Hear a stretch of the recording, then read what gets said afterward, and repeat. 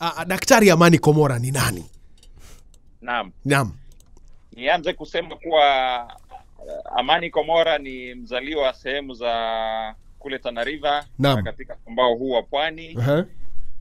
Nina miaka 53, nimeoa, tumejaliwa watoto wawili vijana. Kwa sasa nahudumu kama commissioner katika tume ya mishahara, inaitwa Salaries and Remuneration Commission. Komora ni HR specialist wa miaka mingi. Kwa sasa nimefanya karibu miongo mitatu, 3 decades, karibu miaka 30 katika masuala haya ya ufanyikazi. Incredible.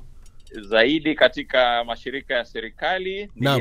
Nilianzia katika NGOs.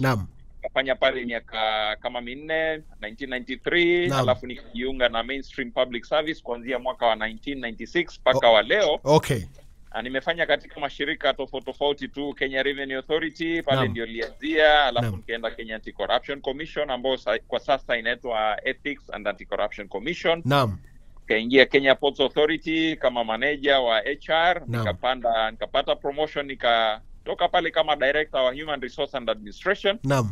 Baada ya hapo nikateuliwa na Federation of Kenya Employers. Na nikapata uteuzi wa rais wa commissioner pale Salaries and Remuneration Commission, ambapo nipo pale mpaka wakati huu. Zaidi nimeokoka na mimi ni mzee wa kanisa Praise Chapel. Amina. Hongera sana, very incredible. Hiyo inatusukuma sisi kama vijana hapa tuweze kusoma tena sana na tujize titi kabisa. Daktari, straightforward. HR, any HR practitioner mahali popote pale, kampuni yoyote ile, ni mtu ambaye anapokea love and hatred with the same measure. Kwa sababu HR yuko katika kampuni kutetea masuala ya kampuni, vile kuhakikisha kwamba mfanyikazi anatunzwa vilivyo sawa na kampuni. Lakini utafiti ukichunguza, maana jana nilikuwa nazungumza na watu mbalimbali wakiniambia historia zao na HR wao, wanasema HR wetu kazi maisha huyu HR huyu nini? Yaani HR mko kwa midomo ya watu. Nini ufanyika HR jamani? Naam, umesema kweli kabisa. Mfanyikazi anayesimamia masuala ya wafanyikazi lazima kwa upande mmoja anapendwa na kwa upande mwingine anachukiwa. Kweli. Nianze na kwa nini anapendwa. Anapendwa kwa sababu anashughulikia masuala ya wafanyikazi kama vile ulivyosema, kuhakikisha kuwa wamepata mishahara yao na marupurupu yao. Kuhakikisha kuwa masuala yao ya welfare kama ya medical wamehudumiwa, wanapokuwa wagonjwa wako na hospitali wanapata matibabu wao na familia zao. Na pia masuala ya kuwaendeleza katika kupata masomo zaidi ili wapate taaluma za kuweza kuboresha kazi zao. Zote hizo ni shughuli ambazo zinasimamiwa na mfanyikazi yule anaitwa human resources. Kwa upande mwingine, so hapo ndipo ninasema anapendwa kwa sababu mwanzo anaingiza hela katika mifuko ya mfanyikazi. Na kwa ujumla anaangalia maslahi yao, kuhakikisha kuwa maslahi yao yamezingatiwa na yameangaziwa vilivyo. Kwa upande mwingine, yes, ni kweli tunachukiwa kwa sababu kwa kiwango fulani kwa sababu ya kazi zetu. Kazi za HR, in fact huwa tunasema kama huna roho usiingie kazi ya HR. Kwa sababu HR one minute unasifiwa na one state of employees, the other minute kuna wengine hata wakikuona njiani wanasema huyu atandikwe mawe kwa sababu zifuatazo. Mambo ya discipline ni kazi ya HR. Wafanyikazi huwa hawapendi sana tunapoangazia mambo ya discipline. Na ni kawaida tu mwanadamu huwa anapoangaziwa kwa ubaya huwa hapendi, haoni raha. Yet kwa kazi ya HR, kazi moja kubwa kabisa ni ya discipline. Discipline, kuhakikisha kuwa watu wako aligned kinidhamu katika ile mipangilio ambayo imewekwa pale kazini. Kwa hivyo huyu HR anakuwa ni kama class prefect, anakuwa ni kama monitor. Wengine wanasema tu huyu anatutafuta tu kwa ubaya. Na si kutafuta ubaya, ni kwa sababu ile kazi na ile jukumu na ile kofia umepewa kwa wewe ndiye macho ya management. Swala lingine, masuala ya discipline mengi yao huwa yanaishia mpaka kwa wakati wa wengine wanaachishwa kazi. Inaitwa ile dismissal. Kwa hivyo endapo kunakuwa na dismissal ya mfanyikazi mmoja, HR analaumiwa ni kama ambaye yeye ndiye alifanya yale makosa ambayo alifanya yule mfanyikazi aachishwe kazi. Naam. Haya, kunapochelewa, kwa mfano mshahara umechelewa kidogo kwa sababu labda hakuna hela kwa kampuni ama hela hazijatimia kuwa mishahara iweze kulipwa, ni HR ndiye anaambiwa yeye ndiye amechelewesha. Naam.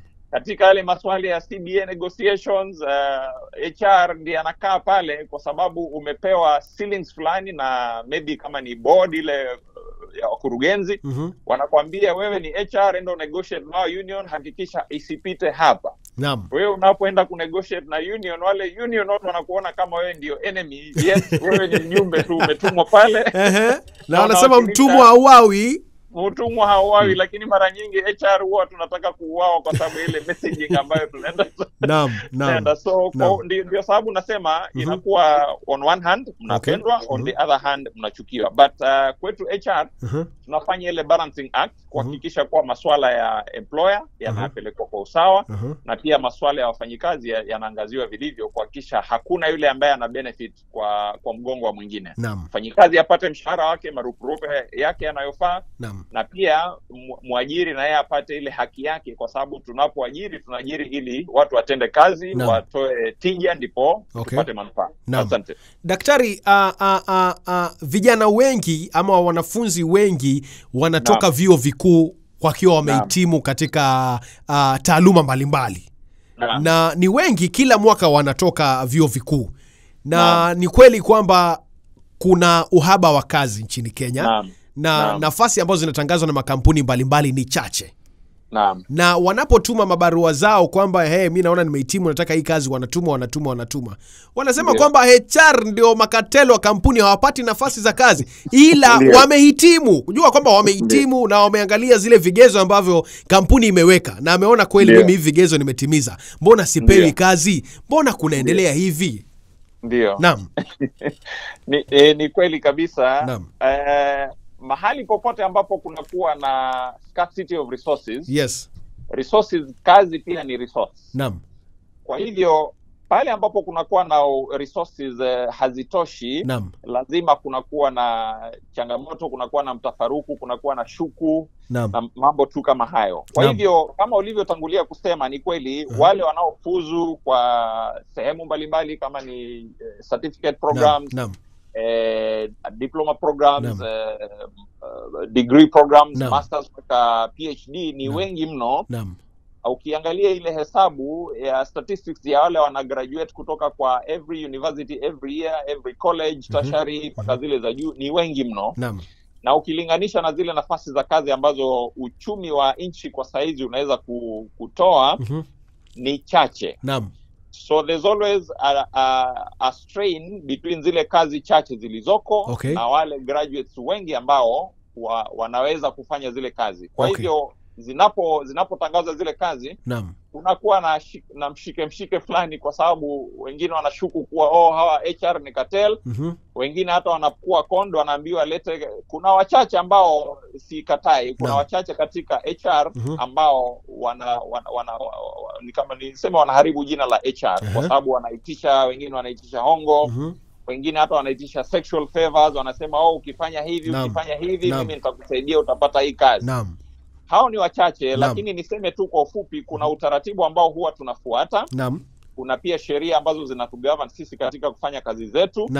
Kwa hivyo wale wachache ambao wanafanya HR ionekane kama cartel ama kama roadblock kama nini, ni wale wanaharibu sifa nzuri ya utendakazi wa HR. Na hao hawakosekani katika taaluma yoyote. Ukienda kwa wanasheria watakuwa, ukienda kwa watu wa procurement watakuwa, accountants watakuwa. So it's a very small fraction, but many of the HR specialists wanajaribu kufuata ule utaratibu uliowekwa kuhakikisha kuwa sheria imefuatwa, na yule mwenye kuqualify anaqualify na anapata ile kazi, hata kama ni mmoja katika watu 100 ambao wameapply ama watu 1000 walioapply. Beautiful. Daktari, baada ya hawa watu kutuma zile barua zao, the CVs nini na wako qualified, wa Kenya ambao wanatafuta hizi kazi hawaelewi kipi ambacho kinafanyika baada ya kutuma CV zao na wanaona wako qualified.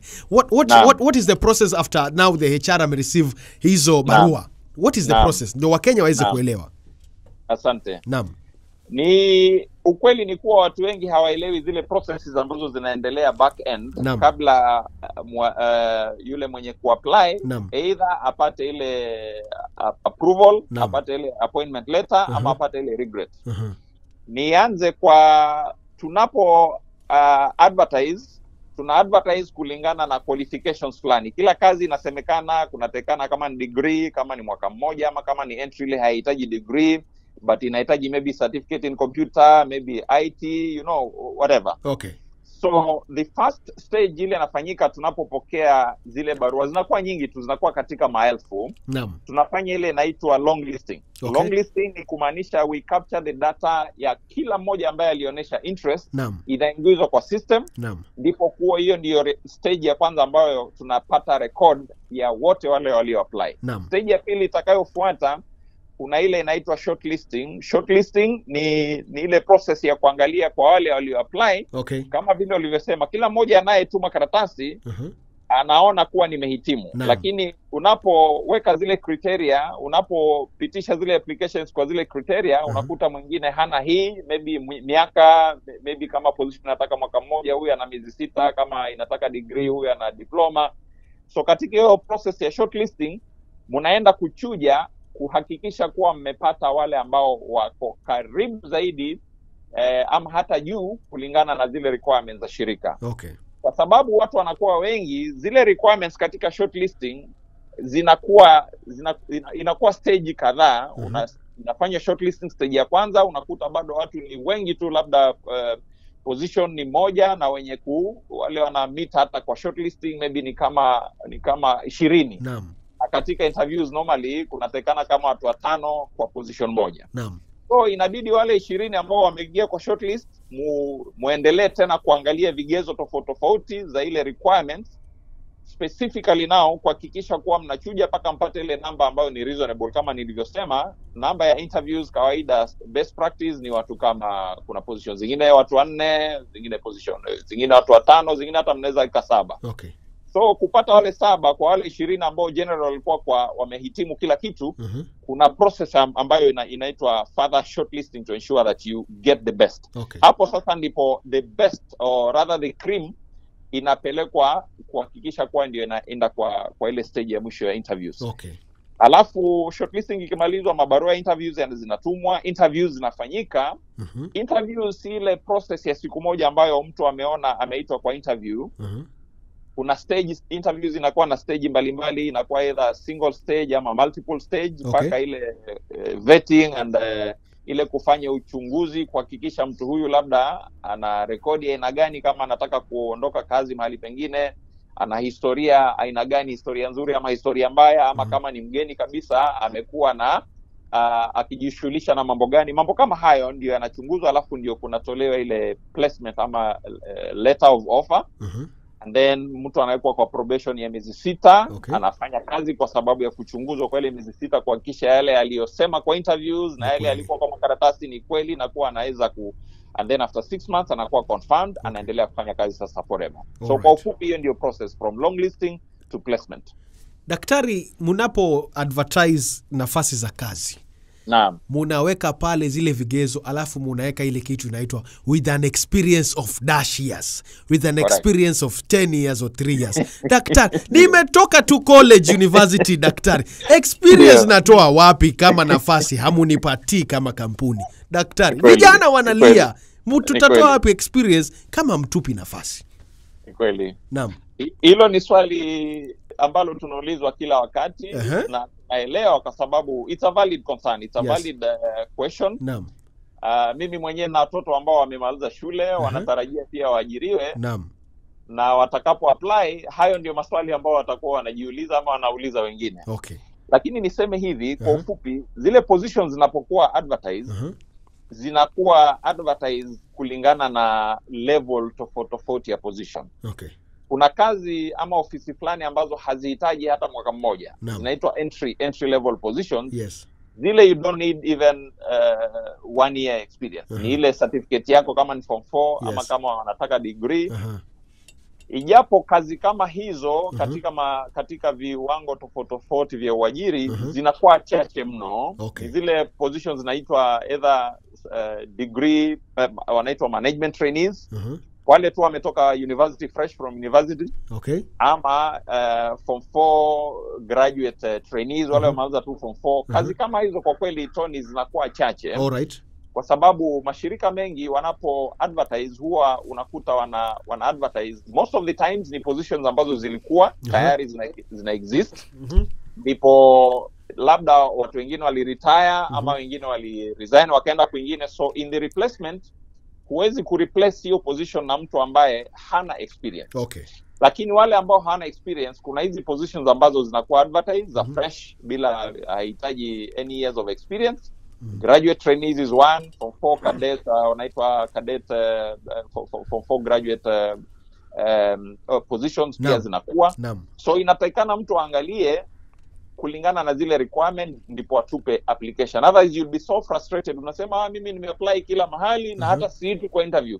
Yet siku ati wewe ni mbaya, ni kwa sababu zile requirements za kampuni ziko for that particular position maybe iko juu zaidi ya ile level yako. Kwa hivyo ni kama unaangalia ile ligi yako, unacheza ligi ya level gani depending on what is that. Kabisa. Niko na kijana hapa pia anamfundisha anaitwa Faniki Decha. Kuna swali hapa. Ulize kijana Faniki. Okay. Hello. First of all, before I get to the question at hand, I just want to appreciate how you brought the clarity between the dilemma of which one is more suitable. Is it your papers or is it your experience? That was one of my questions I was actually asking, but you've actually answered it, which is why you're a doctor in this role. So the question I was focusing on, you're welcome, is primarily now that the guys are in the building and you're working with them and you've been working with them for long periods of time, and the longer things go, there's the danger of things getting stale. So as the person in charge of HR, how do you motivate the employees into keeping the same standards of working in the working place? Asante Faniki, swali zuri kabisa hilo. Wafanyikazi ndugu Muga, Faniki na wengine wanapoingia katika organization wanakuwa na nguvu kabisa, wanakuwa na ile inaitwa energy. They are highly charged, they are motivated because washapewa kazi, wanaingia wakisema mimi hapa sasa sitaki lingine, nipeni ofisi nifanye kazi kabisa. But normally being human beings, Faniki, watu wanapoingia katika kazi, others get bored. Na hiyo span inakuwa short kwa watu tofauti. Unakuta hawa hii age ya wadogo, hawa youth, their span of getting bored is actually very short. Yes. They are short and they are restless. Yani wanataka kufanya, waende kazi nyingine, waende shirika lingine, wapate as much experience as possible. So wanakuwa bored very fast.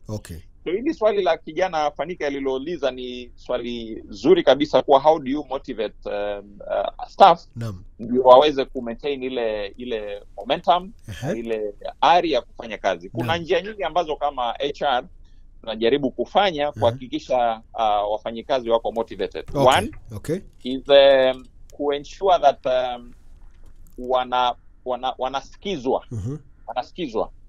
wanasikizwa. We create opportunities through which staff members are able to give feedback.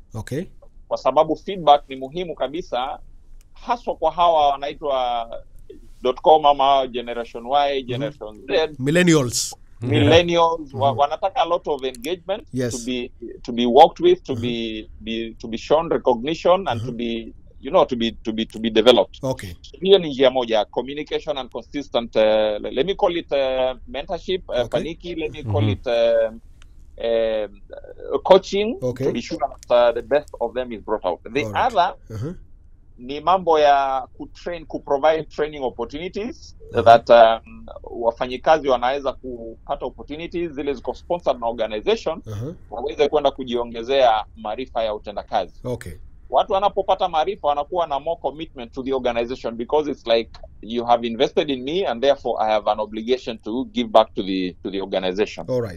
Swali la mwisho ambalo nitaliangazia, na hili nimeliweka mwisho makusudi, ni masuala ya hela. Mishahara inaangaziwa, inaongezwa, inakuwa reviewed na kuongezwa kulingana na uwezo wa kampuni mara kwa mara. Sometime inakuwa kila mwaka, sometime inakuwa kila baada ya miaka miwili, sometime miaka minne. Naam.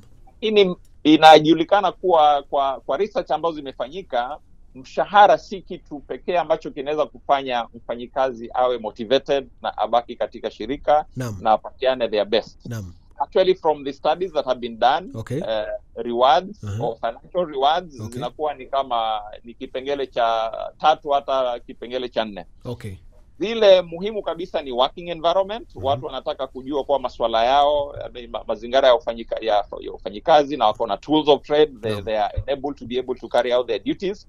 They are able to be given feedback on how they are, vile wanaendelea, na pia wanapewa opportunities za kugrow. Watu katika organizations wanapoingia wanatarajia pia nao wakue. Ni vile tu nafasi za kugrow pia zinakuwa chache.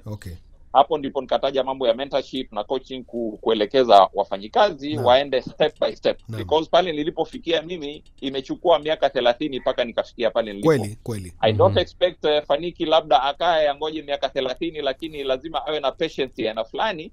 Akijua kwa miaka maybe 3, 5 ama decade itafika pale Uncle Komora amefika na 30 years. So patience is also key. Kabisa. Daktari, nimejaribu kuangazia juu. Shikilia tu hapo kidogo, maana dakika 2 zimekwisha katika baada ya saa 10. Mpenzi msikilizaji, tupate kitambulisho cha stesheni juu kwa juu. Tunaendelea na wewe, usijaribu kuondoka hapo msikilizaji. Stesheni, kitambulisho cha stesheni, tunarudi na Daktari Komora hapa juu kwa juu. Hata tuzimi mic, tunaenda tu hivi. A new Christian sound is in the airwaves. Celebrate Jesus, celebrate Jesus, celebrate Jesus, celebrate Jesus. Bringing you exclusive sermons, candid conversations, and a variety of music. This is Praise Radio. Get ready for the revolution. Of course, yes, this is Praise Radio, your number one urban hit gospel music station. Yes. This is Praise Radio, and this is your number one youthful show in Eastern Central Africa, from the north of the Limpopo and the south of the Sahara. Karibu tena sana, ikiwa ni 3 tayari zimekwisha baada ya saa 10 kamili. Mpenzi msikilizaji, leo tuko na Daktari Amani Komora ndani ya nyumba, ambaye anatuchanganulia masuala ambayo hufanyika katika makampuni mbalimbali wakati tunatafuta kazi, wakati tuna apply kazi, tunatuma CV zetu, na pengine tunaona tumehitimu kweli, lakini kuna viwango fulani ambavyo HR hutumia, na baadhi ya vitu ambazo ama zile siri kama HR, kama vile daktari angeweza kutuibia kama vijana pia, ili tukiingia katika ma interviews, tukipeana CV ndio tuweze kupata kazi. Tusiwe tu tunalia tu tunatuma na tupati kazi, kumbe kuna vijimambo ambavyo hatufanyi kama HR wanatusaidia. Daktari Amani Komora, karibu tena sana. Asante. Haya, tuende kazi. Squeeze, naona kumekuwa na swala lingine jipi ambalo linaibuka kutoka kwa kampuni mbalimbali, hususan department ya HR. Kando na my qualifications, my CV, you reading at my CV hapa kule. Squeeze HR wanaingia mpaka to my social life, my media, my social pages. Why are you coming invading to my personal life in social media? Okay. Yes. Ni intricate balancing act. Yes. Kwa sababu mashirika yanapotafuta wafanyikazi, naam, the biggest drive is to ensure that wamepata the best. Okay. The best in terms of qualifications, in terms of the papers, wako na makaratasi yale yanatakikana, wako na ile experience inatakikana, lakini best pia kwa upande wa tabia, kwa upande wa relationships. Okay. Because katika mahala pa kazi, pale ni mahala ambapo kuna relationships nyingi tu, si za kikazi. Okay. Za kikazi of course ndio zinachukua priority, lakini pale ni vikundi mbalimbali, kuna departments, kuna divisions, kuna small teams. Okay. So why inakuwa ni muhimu kabisa kufuatilizia masuala ya social life ya potential employees ama hata walio ndani. Okay. Ni kuchunga kuhakikisha kuwa yule anayeingia ama yule aliye ndani ana maintain ile balance nzuri. Kuna kitu kinaitwa emotional balance, kuna kitu inaitwa intelligence, emotional intelligence, social, let me call it social intelligence. Okay. For that matter. All right. So those are things that are so important that they affect mfanyikazi pale anapofanya kazi katika shirika. Kwa hivyo yes, HR imekuwa sasa ni more of a proactive approach. Okay. But we also got to be sure that we don't overly intrude in the privacy of people. The interest is not is not to victimize people, but the interest is to mine as much positive information as possible to ensure that you're not hawendi kutafuta ubaya really. The idea is to get the positive side of people insofar as their networking capabilities, their social skills, and how they relate with other people, because unapoingia katika shirika la kazi unaenda kurelate na wengine, unaenda kufanya kazi na wengine. Kwa hivyo inakuwa ni muhimu tuweze kujua kidogo mambo ya social life, not very detailed but kwa juu. Okay. Then how do you find the balance between papers and experience? Because kuna mtu akona experience, ye hana makaratasi lakini akona experience, na kuna mtu ambaye akona papers lakini experience yake tuseme miaka 2 miaka 3. Huyu mwingine ambaye akona experience zaidi ya miaka 6 10 huko kuendelea. How do you find such kind of a balance, daktari? Ni kweli kabisa. Inategemea ndugu Tony, ni kazi gani ambayo tunaiangazia. Kila kazi ina kitu kinaitwa competency framework au competency profile. Kazi hii inahitaji zaidi labda papers. Kazi hii inahitaji more experience than even the papers. So inategemea. Unaona hizi kazi za mikono, hizo hazihitaji papers. Papers become very relevant. You may if you nichukue mfano wa artisan ama a technician. Technician hahitaji PhD, hahitaji masters, hahitaji hata degree, labda ni zile tu ile certificate program au diploma program ama with additional just little training here and there. So kulingana na ile competency profile ya kazi fulani, ndipo tunafanya balancing kuhakikisha kuwa tumepata the right person. Kuna kazi zingine ambazo zinataka more of papers. Because papers zinakuwa ni muhimu. Let me give an example of a managerial role that is in charge of a big team. There are even certain roles that do not require a lot of papers, but there are other roles, managerial roles, that require papers in the form of katika elimu. Unaposomea, the more you learn about things, you get to internalize more. You get to practice what you learn, you get to perfect it. Kwa hivyo inakuwa zile karatasi ni muhimu pale kwa sababu zimekupatia new dimensions. Kuna mambo mengine ambayo ni labda uende tu kwa class ama upate kuinteract na wengine katika programs, whether kama ni za kimasomo ama, lakini kuna zingine other positions ni the experience that you acquire over time that become relevant than the papers. So inategemea tu ni position gani na inategemea ni line gani. Daktari, how many form of interviews do we have? Kwa sababu na rafiki yangu moja, yeye interview yake walienda lunch, by the way. Walienda lunch na the team of the company. Na kumbe interview ikawa ni kuangalia how do you behave on the table manners. Hivyo na hiyo ndio ikakuwa interview. So I was like, kwani tuko na interview mara ngapi ama interview ziko aina ngapi? Let me if you, I don't know whether you had indicated ulitaka kujua vidokezo fulani. Sijui kama tutakuja kwa hiyo baadaye. On what HR look for. Hiyo tunakuja. Niweze kujibu hili swali lako effectively. Sawa. Kwa sababu HR wanaangalia mambo mengi. Kwa hivyo inatakikana mtu plan appropriately. And then katika ile interview uweze kufanya ile interview effectively pia. And then pia uimalize kwa uzuri. In summary, the interview process requires that you prepare adequately, depending on the interview that I'm going to talk about shortly. And then you ensure that you execute that interview effectively. Na pia uimalize kwa njia ambayo you end it in a nice way. You close with a punch or positively, where unawacha wale ambao wameku interview with a wow kind of experience, that wow, this is the kind of person that we are looking for.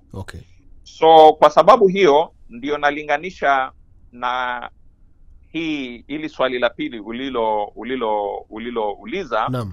Nitakuja kutaja tu specifics on how do you prepare adequately, how do you execute effectively, and how do you end it sweet and nice. Nitakuja kuangazia hiyo as we move on.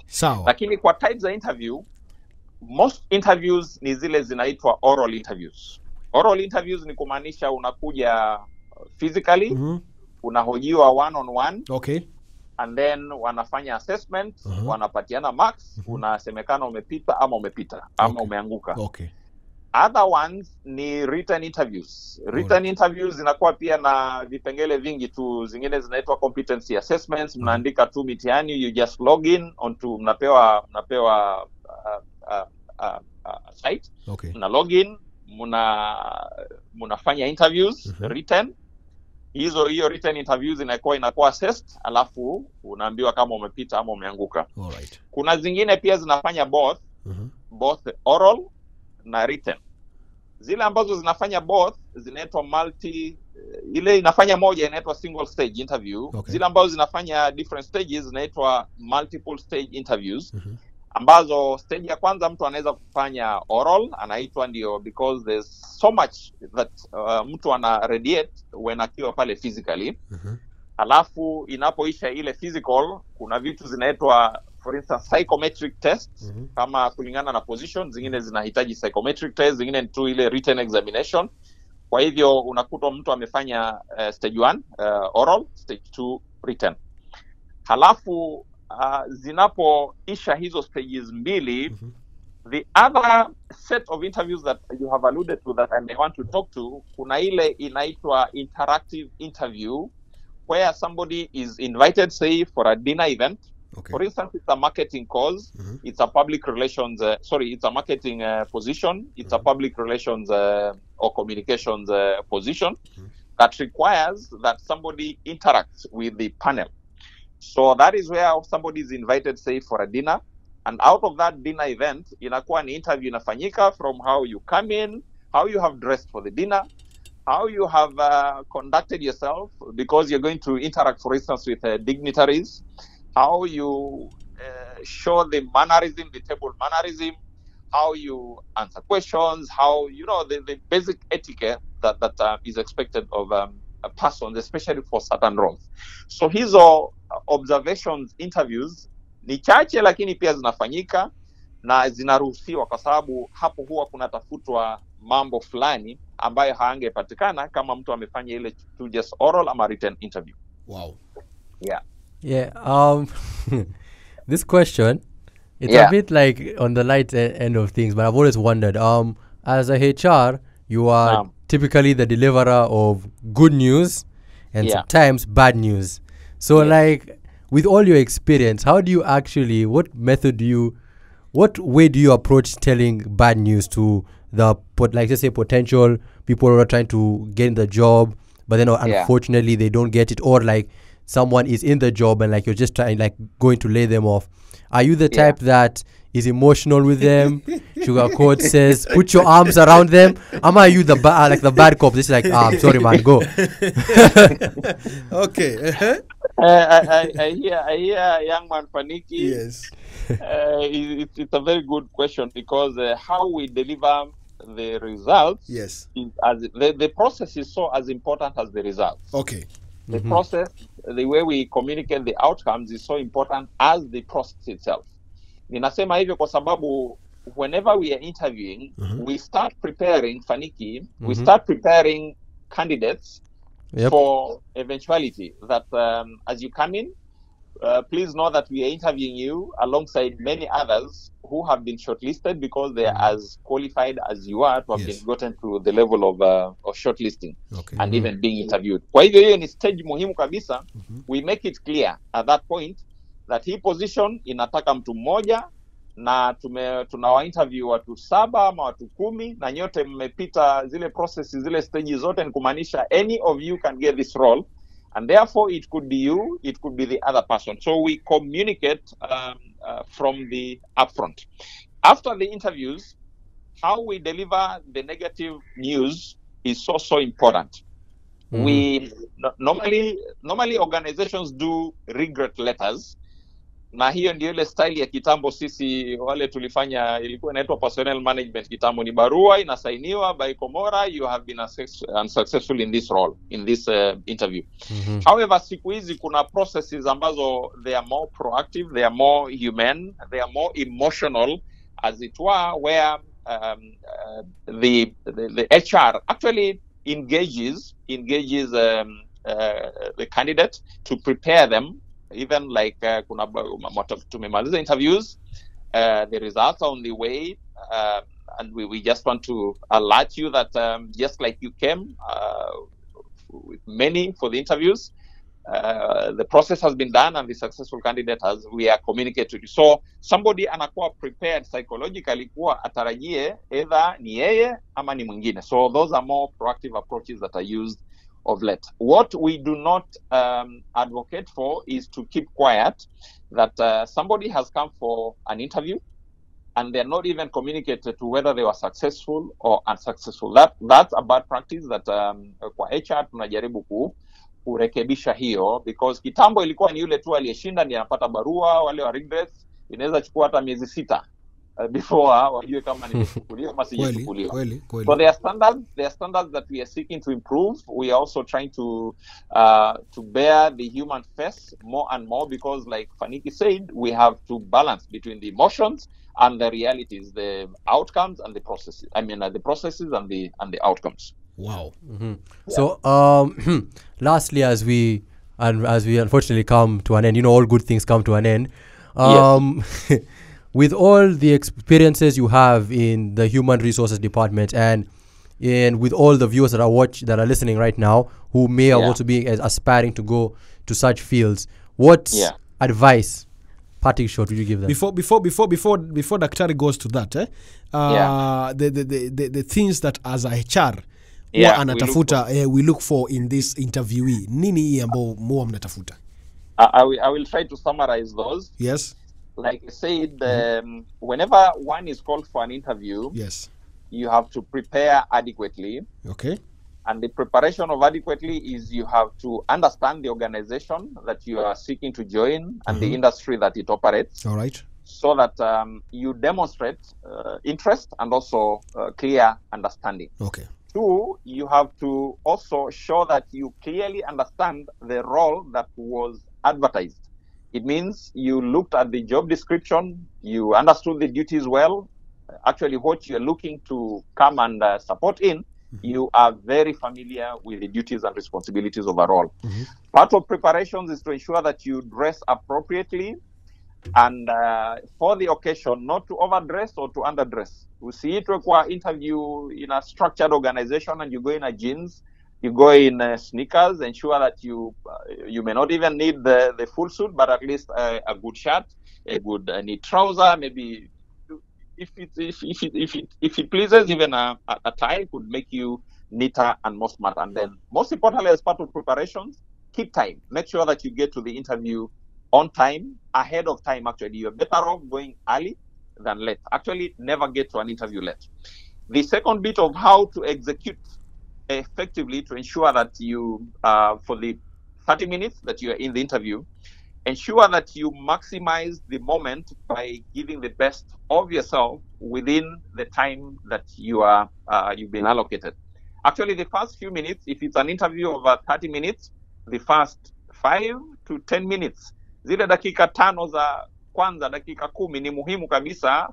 Unatakikana calm down so that you give your best, because by the time imefika dakika 15, they've already gotten an opinion or a general assessment even as the interviews go on. So you ensure that the first impression, because first impressions, you remember, they last. Okay? Yes. So make sure that you kill it, you nail it within the first few minutes. All right. By being assertive, by demonstrating that you are competent, that you know your stuff, that you remember the competency framework ile nilisema. Yes.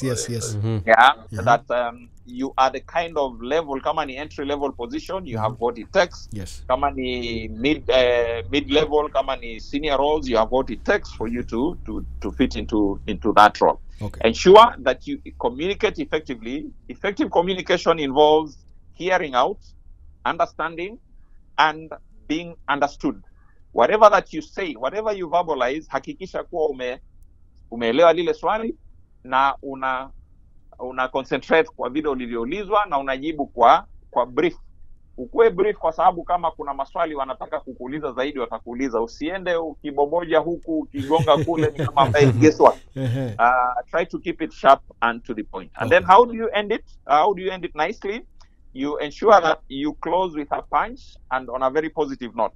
Finish ile finish line ya wale tunaona wakimbiaji wanaweka they like ile nguvu wanatoa zile za mwisho.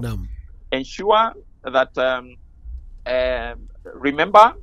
always remember that you need to be giving your best. Confirm to them that you are actually the best by actually affirming that you looked at the requirements and you're even glad that you've had the chance to be interviewed and you think you fit the bill. And then also remember the courtesies. Just like when you start, you thank the panel. As you close out, you ensure that you also thank them for giving you the opportunity to appear for the interview. Avoid many questions. Normally pale mwisho huwa watu wengi wanaulizwa uko na swali, wengine sasa wanaanza kuuliza maswali ni kama ambaye wao ndio wamekuwa panelists na hawa panelists wamekuwa ndio interviewees. Minimize, maybe ask about 1 or 2 questions at most, and you minimize a lot of questions. Kuna swali linaulizwa pale mwisho like what are your salary expectations? Yes. Linatatiza watu wengi. Watu wengi wanaanza kuwa fidgety, wanaanza kuangalia chini, kuangalia juu, kwa kalamu. Pale kwa sababu ushafanya research yako, unajua first of all generally the going rates for the organization. You ensure that you value yourself, you know your value. You also know what value that the organization generally attaches to certain levels. Tunajua pia mishahara ya serikali ukilinganisha, usitoke private sector uje kwa serikali unaitisha 200,000 na roll ni ya 50,000 ya bank yule teller. Yes. Unataka 200,000. So be practical because ushafanya research yako, unajua banks for a teller they pay about 50-70k. So don't go asking for 100k. Okay. So in a nutshell, the do's: research well, do your homework well, yes. Make a very good first impression, listen and respond appropriately, sell your strengths and not your weaknesses, keep eye contact to the wale wanakuuliza maswali na kila wakati unaangalia mwenyekiti yule the key person, yes. And also wale wengine yule aliyekuuliza swali na panelists wengine. What you should not do, please do not speak badly about maybe a previous employer, yes. Or a previous boss. Yes. Do not give false information because you'll be caught. Do not overspeak on the panelists. When a panelist is asking you something, listen first. Don't speak over them because they tend to pick like you're rude, okay. Or you're not courteous. All right. And do not oversell your weaknesses because sometimes it's okay to say a weakness like I am a perfectionist, but don't oversell it. Okay. And then just give your best. So those are the tips. But in summary, if you're able to do these things in an interview, prepare adequately, you should be able at least to pass. Okay. The extent of how much you pass and therefore in competition with another person, that now becomes a debate for the panelists to decide. Wonderful. Wonderful. Pass marks the kawaida huwa inakuwa ni 70%. Awesome. Daktari, kuna ujumbe hapo umeniingia na kuna mahali umetachia dressing how to get into an interview. Na nowadays times are changing. Times have really changed, by the way, especially to the young people, to the millennials. As much as parents, guardians tell them dress up like this when you're going for an interview, but there is this thing. Actually, allow me to use Faniki as an example. Oh boy. The squeezy hairstyle ziko nyingi. Kuna vijana wanaweka dreadlocks, nini, like that. Now, how is it when someone like that walks in an interview like that? He's dressed up neatly, lakini unaona kuna dreadlocks, nywele imekaa funny tu nowadays. Yes, daktari. Can you hear me? Yeah, nakupata. Unanipata? Naam.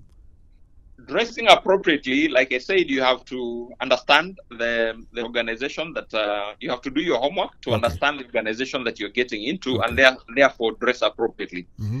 Hizi organization, kuna organizations katika serikali kuna ile kitu inaitwa formal dressing. That is the general dress code of formal dressing and also appearance. Yes. Where anytime somebody has these extreme hairstyles, yes. So sometimes you may not lose it because of the hairstyle. Okay. you may lose 1 or 2 points from a panelist because they have gotten like a wrong impression. Not because you don't know stuff. Yes. Not because you don't know your stuff or you can't perform. Yes. But like you said, you have to understand the organization that you're getting into and the general standards and practices that are applied. Okay. So they are not outlawed outrightly, but ni kutumia hekma na busara, unaangalia ni mahali gani unaenda, and therefore unajitayarisha appropriately. Okay. In other places you can get away with it. In certain places it can cost a few points because pale kwa panel kuna young panelists, kuna old panelists, mid or old generation, new generation. New generation atakupatia max nyingi, yule mmoja punguze kidogo. Kweli kabisa. It's not a criminal. What we know is times are changing. It is true. We even have in the parliament, you see this MP from Narok. Yes. Anaenda bunge na kabisa. So these things zinakubaliwa polepole, but we also have to be wise so that we don't lose any point just because of looks. Okay. Yeah. Beautiful. Daktari, we are coming to a close. I would like you kindly to address the companies, because now as HR, because HR unajua anaangalia, anatetea kampuni, at the same time pia anatetea mfanyikazi. What is your parting shot or a word you like to talk to companies as well, to the staff, so the employees, and then to the young people who are looking for jobs and the young people who are aspiring to get in the human resource industry? Yes. Very well.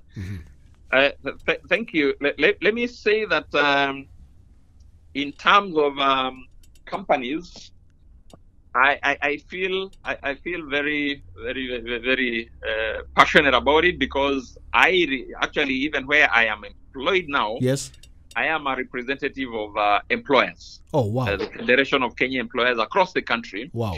So we have our own expectations as employers. Okay. But we also have our own limitations. We also have our own challenges, which my parting shot to employers is to balance, to maintain a good balance between being capitalists and also being socialists.